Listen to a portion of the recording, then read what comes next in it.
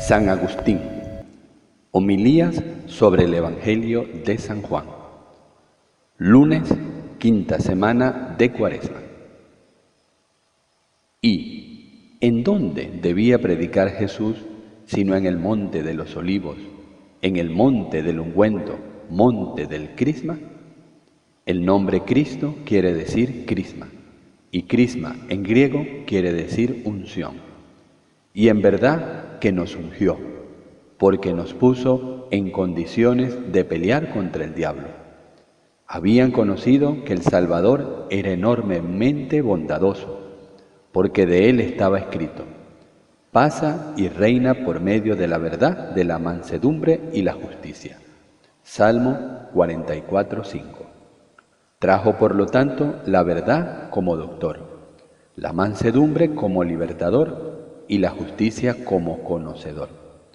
Cuando hablaba era conocida la verdad, como no se irritaba contra los enemigos.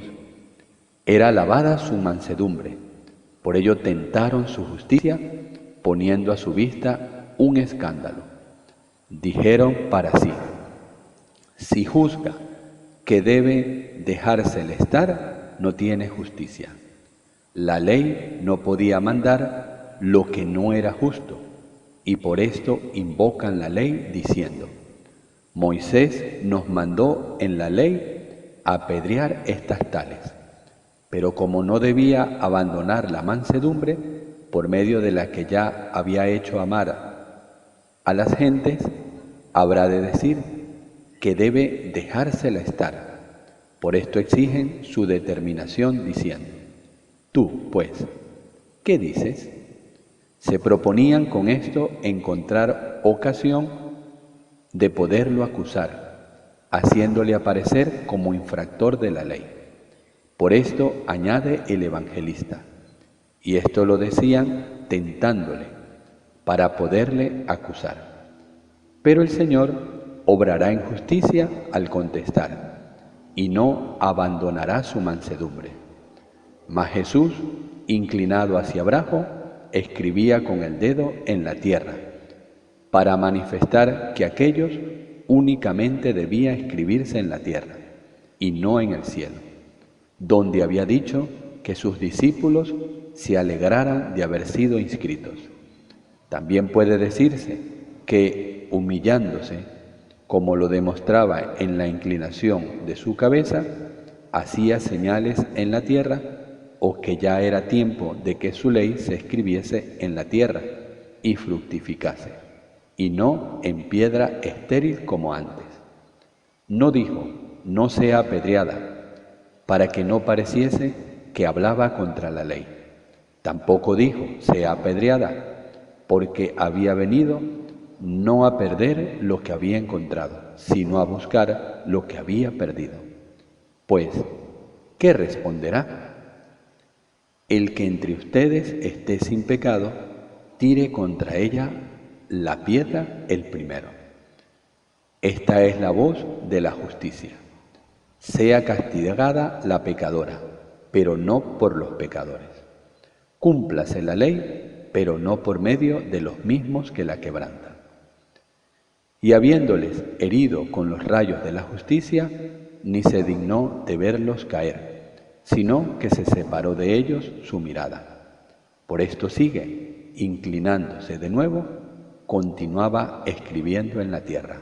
Así pues, aquellos heridos por la voz de la justicia, como por una flecha, y encontrándose culpables, uno tras otro se retiraron todos.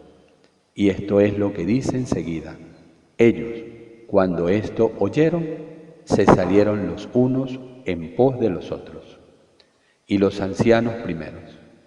Únicamente quedaron dos: la miseria y la misericordia. Pues sigue, quedó solo Jesús y la mujer que estaba en pie en medio. Yo creo que aquella mujer se quedó aterrada, porque esperaba ser castigada por aquel en quien no se podía encontrar culpa alguna. Mas aquel que había rechazado a sus adversarios con la lengua de la justicia, levantando hacia ella sus ojos de mansedumbre y enderezándose, le dijo: Mujer, ¿dónde están los que te acusaban? ¿Ninguno te ha condenado? Dijo ella: Ninguno, Señor. Hemos oído antes la voz de la justicia, oigamos ahora la voz de la mansedumbre. Y Jesús: Ni yo tampoco te condenaré. Esto dice aquel por quien acaso has temido ser condenada, por ser el único en quien no se ha encontrado culpa. ¿Qué es esto, Señor? ¿Fomentas los pecados? No. Véase lo que sigue. Vete y no peques más. Luego el Señor condenó, pero el pecado, no al hombre. Porque si hubiese sido fomentador del pecado, hubiese dicho: vete y vive como quieras. Está segura que yo te libraré del castigo y del infierno, aun cuando peques mucho. Pero no dijo esto. Fíjense los que desean la mansedumbre en el Señor y teman la fuerza de la verdad, porque el Señor es dulce y es recto a la vez. Salmo 24:8.